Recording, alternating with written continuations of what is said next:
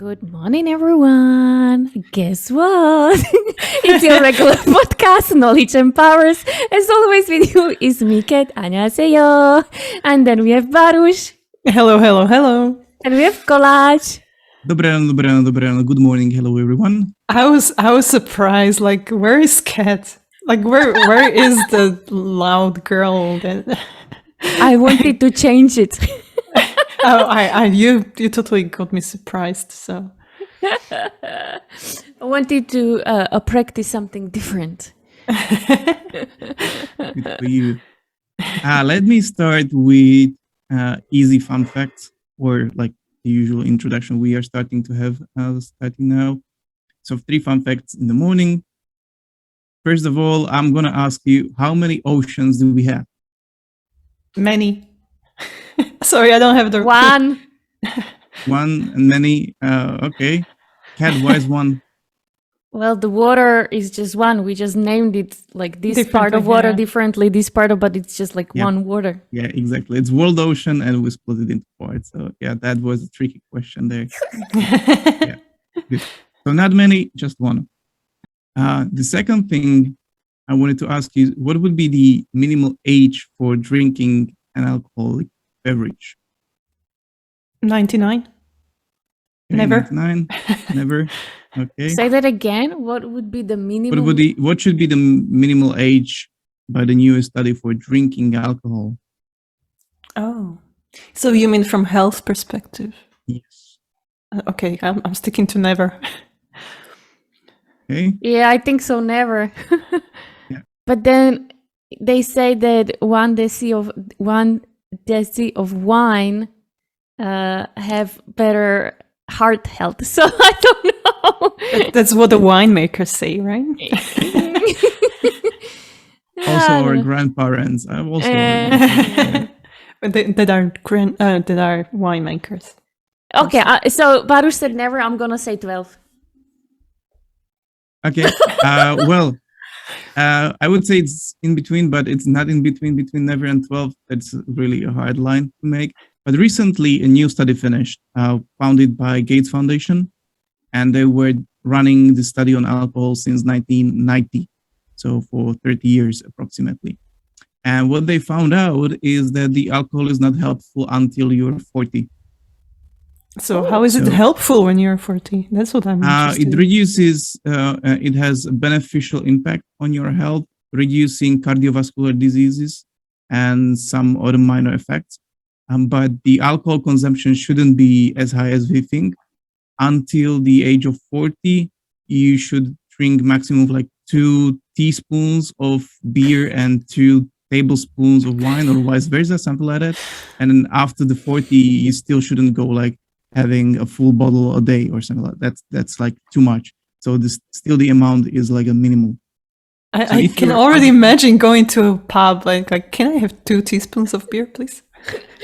Especially in the country where we drink beer all the time. Yeah, instead of water. Beer is cheaper than any soft drink. Yep, it is. we were just in Czech Republic, and there was the Sviany was 40 crowns and a soft drink was 50 crowns. So I'm like, imagine you have your kid. No, you're going to have Sviany. Shut up. Yeah. So it's kind of a bad news for me and Baruch, right? Because we should stop drinking the alcohol. But Kat, you're fine, you know? Blah, blah, blah, blah, blah, blah. Just wait. I'll wait for you. Don't worry. And the third thing I want to talk about today is Drosophila, the small fruit fly. I'm not sure if you've noticed them before, but they are a lot around your fruits. And there is one thing really which is kind of interesting, and that's about the male fruit fly. Do you know how long their sperm is? Yes, because you Yes. told us before.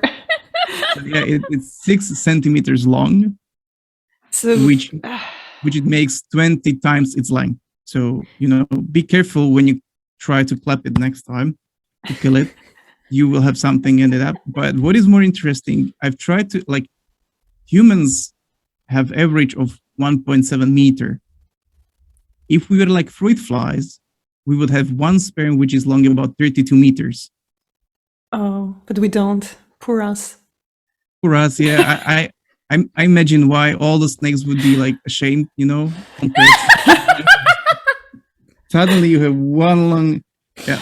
Okay. Let's not go into details.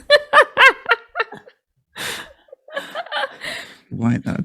Okay, yeah. So that's the first thing. Fruit flies have really a huge sperm, but just one. Be careful about it. Compared to other I know animals. Kate doesn't want to go into detail, but is there any reason? Like, Well, they develop this. They consider this advantage. Having this long sperm means that the sperm can push out the other competitors. That's like evolution stuff. okay. I don't know how it works in practice. Never seen that. So it just appear, like I have I'm no still clue where it trying comes to from. imagine where in that very tiny little body is that 6 centimeters. It's just what the full body is filled out just that with one sperm. That's what I Yeah, imagine. I know. Yeah, I'm not gonna kill them ever again. So that's my decision. Throw the And wash fruits to the trash. Yeah, and wash them properly. Yeah. Otherwise, if they make out on your fruit, Think. you should maybe we can scan it with ultraviolet light. Oh no. That's just disgusting. Yeah. Yes, and that's why I collage. picked it as a third topic. Yeah, and that's why I picked it up and put it as a third place because the today's topic is disgust. Whoa. Oh. So, do you have any story when you felt disgusted? Like when collage tells us fun facts. No, it just reminded me that when you said using the ultraviolet light, as I am drinking the Radlers in cans, and ever since I read one book where the guy was in the warehouse and he saw rats running across the cans, every single time I washed the cans so thoroughly, like properly, and only then I will pour it in my drink because I don't want to drink the rat's pee or anything like that. Good thing about it is that although they can do that, you would need to have it in a liquid form to actually be contagious. I know, but I still So, prefer clean it. Yeah. But Anyway, disgust. That's good. Where does this disgust come from? you mean biologically or Mentally. evolvingly? However you feel it. Well, it's emotional to me. So, but why does it rise? Yeah, what makes it useful then? I guess, for example, when we talk about evolution, I think it's, for example, that we don't eat some rotten food. That's what I imagine, or something disgusting, basically. Ah. Yeah. Any So other it purpose? repels us, and then that way we go like, ah. Yeah, exactly. That's the disgust. It's basically our reaction towards something or someone disgusting. So it increases our survivability. There is fear, which is similar to that, because when you are afraid, when you're scared, you're trying to escape from the situation or trying to fight it. This disgust is, I would say, lower on scale when it comes, although you can have a strong disgust reaction, but the immediate first reaction is not that heavy. You are not switching off your brain totally, completely. And that's basically it. You're trying to survive, you're trying to reproduce, basically speaking, evolutionary speaking, and you're repelled by those aspects which are like really repelling. And by few of the scientists, they say that there are 3 domains for disgust, and that's pathogenic disgust, sexual disgust, and moral disgust. So not every disgust is the same. I want to ask, like, are you saying that basically disgust is a previous stage of fear? No, definitely not. I would say it's previous. I would say it has similar symptoms. Mhm. Because in both cases, in case of fear and in case of disgust, you're trying to survive, or you are trying to increase your chances for survival.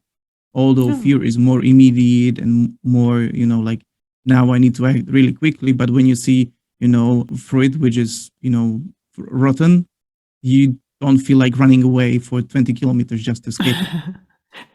But That you just want to avoid it.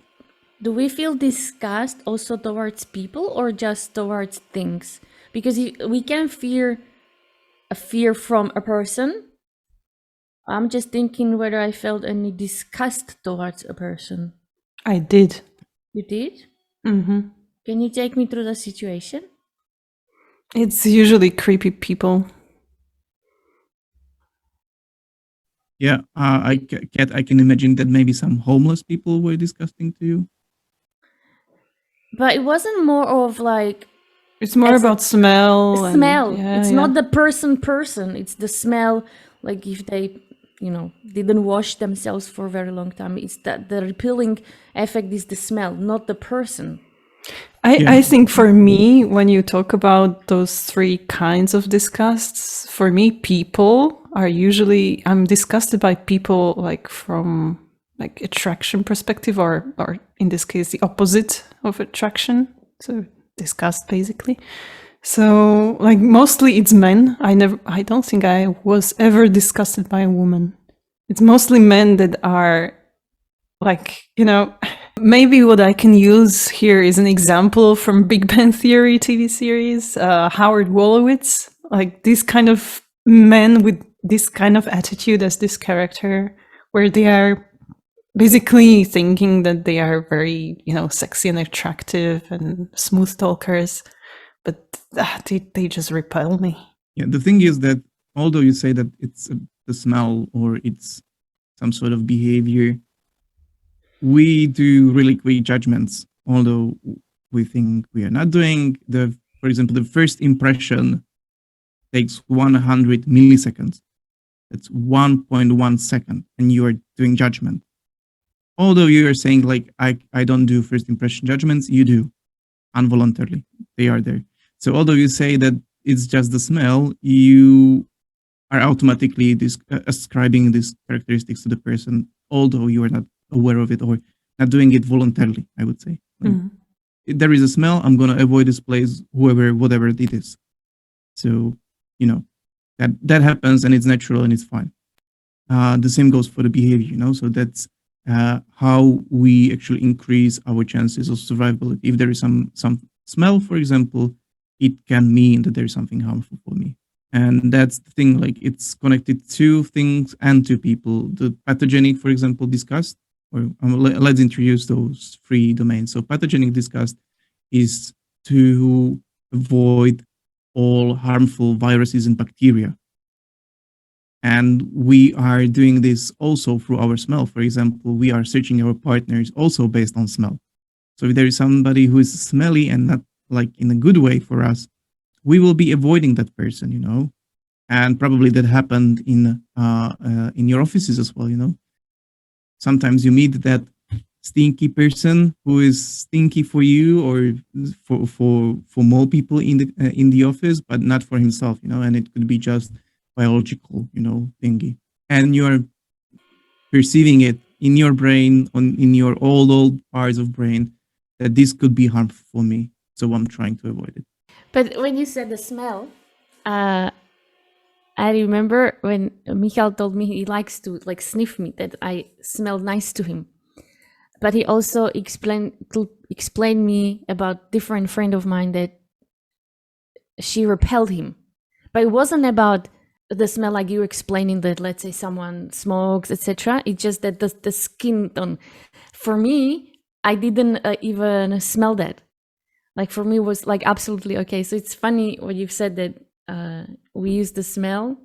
Maybe we are not using it as much as, let's say, evolutionary back, but it has something, some point to that. And some people might have it stronger, some smaller.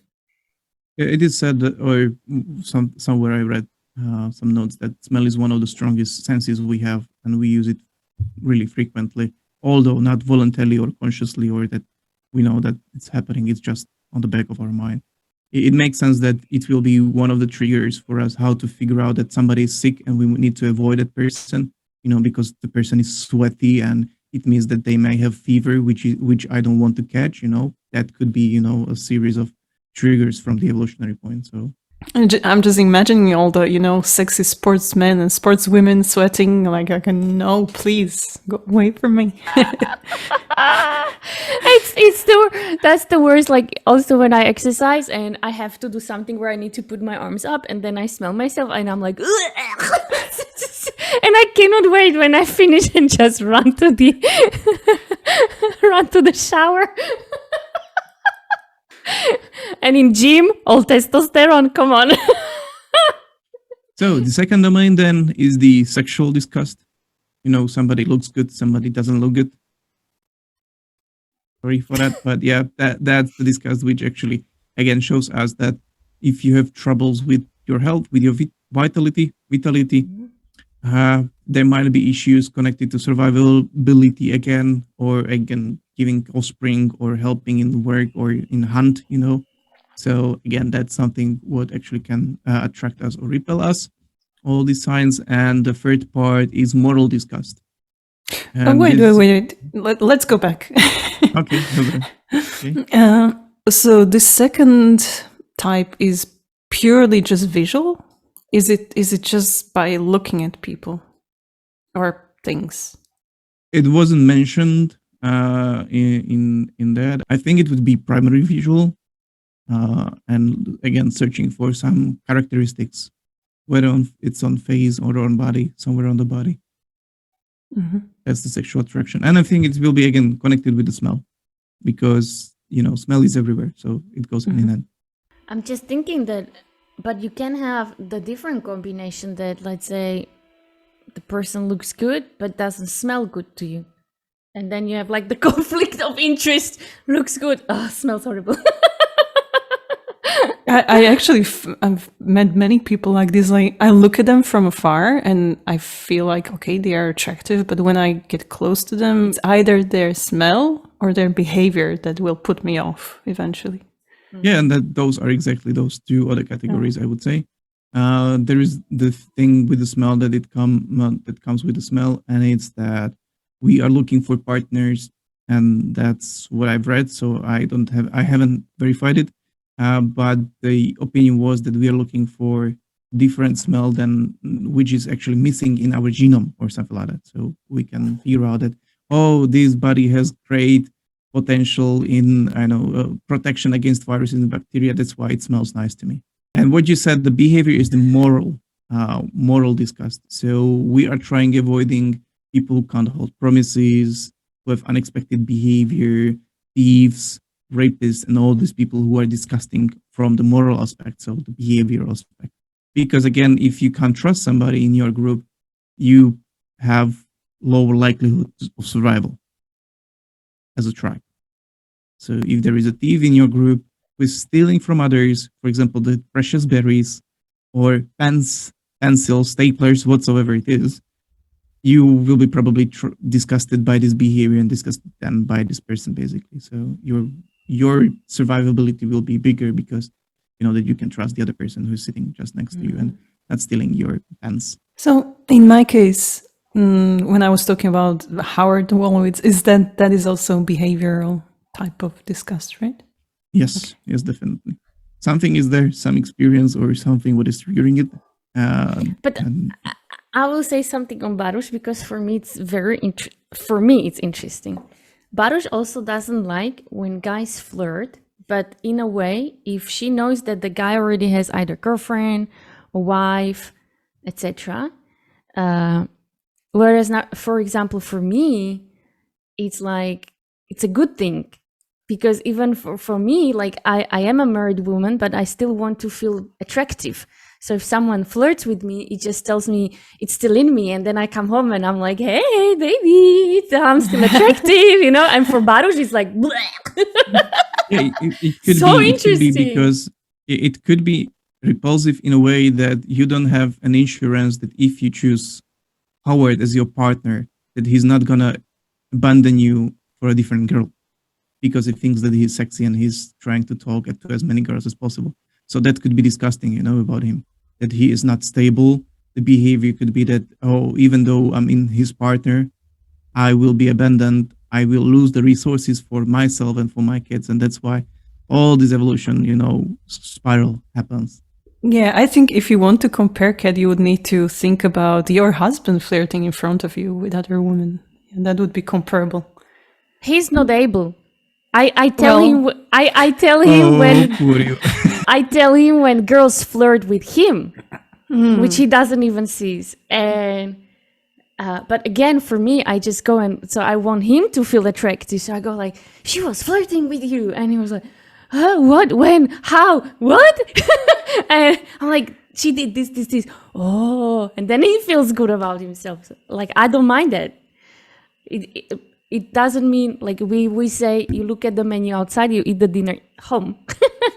But I don't feel repelled by it. Like, compared to you, where you feel really, like, disgusted by that person. For me, it's like, it just creates that feeling in me, oh, I still am attractive. Mm-hmm. Not meaning I'm going to do some steps on it. It just creates that feeling I'm still attractive. And well, if I were in your shoes, I would probably feel the same. Are you trying to say, like, what, in long relationship or what? Yeah, kind of. Yes. After so many years, I would probably feel the same. Yeah. So we talked about disgust. Now my question is, how would you use this knowledge about these 3 domains in disgust in workplace?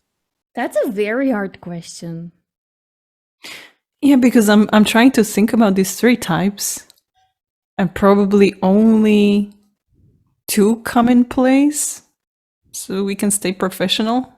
Okay, so it's pathogenic and moral.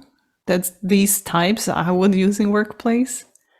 And yeah, so pathogenic, I think, if you introduce some nice smells in a workplace, but that's, I think, a little bit difficult because everybody perceives some type of smell differently. And moral, well, again, I think it's very individual what people find attractive, what kind of behavior or disgusting. I'm only thinking of those 2 very strong experiences we had. One, when we had a newcomer who, let me explain what I smelled. Imagine you put your clothes into the bin that is waiting for washing. And after 1 week, you pick up those same clothes from that bin, you put them on, and on top of that, you smoke at least 3 boxes of cigarettes a day. That was the smell I smelled when that newcomer came. And I begged my team leader, do something about it. I just can't. I'm just dying here. And I literally had to sit somewhere else. That was one. And then the other one was with another colleague.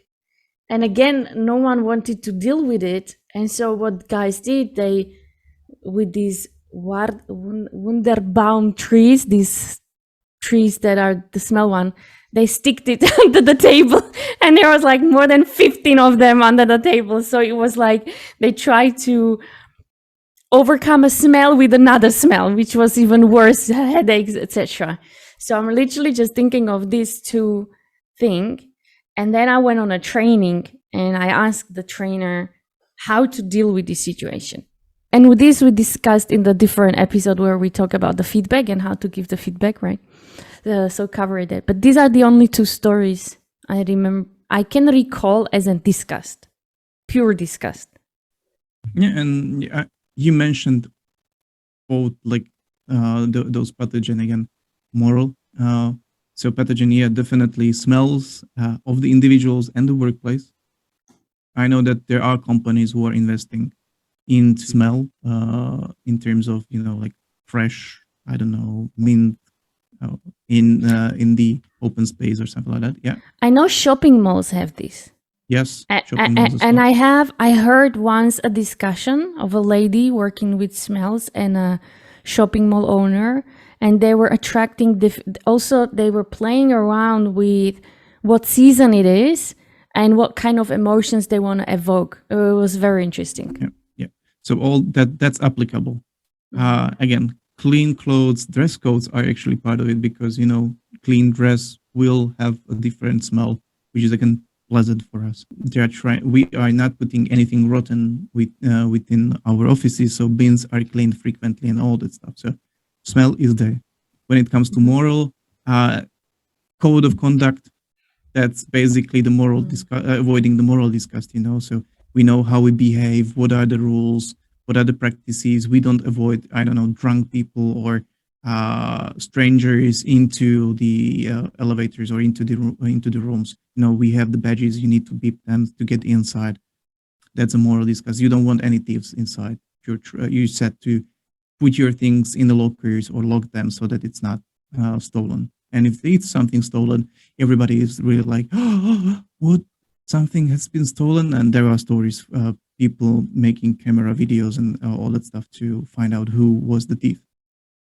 And when we are talking about sexual disgust and how we are avoiding that, although we are not saying it out loud, you wouldn't accept a person who are you not attracted to in a way, who would look bad. So the person is already not accepted into the team, so that's where it plays its role, by the way, how we pick the newcomers. Yeah. Sorry, newcomers. If you're nice, you have higher chance to be within the team. That's one of the things of the beauty. But personality still plays a role, just so you know. Mm-hmm. And that's it for the Disgust. And with that, I'm gonna say 수고하셨습니다. Bye-bye. Ciao. This podcast represents our own opinions, experience, and our own ideas. We do not represent any official statement from our employers, and this is not their official channel representing the company.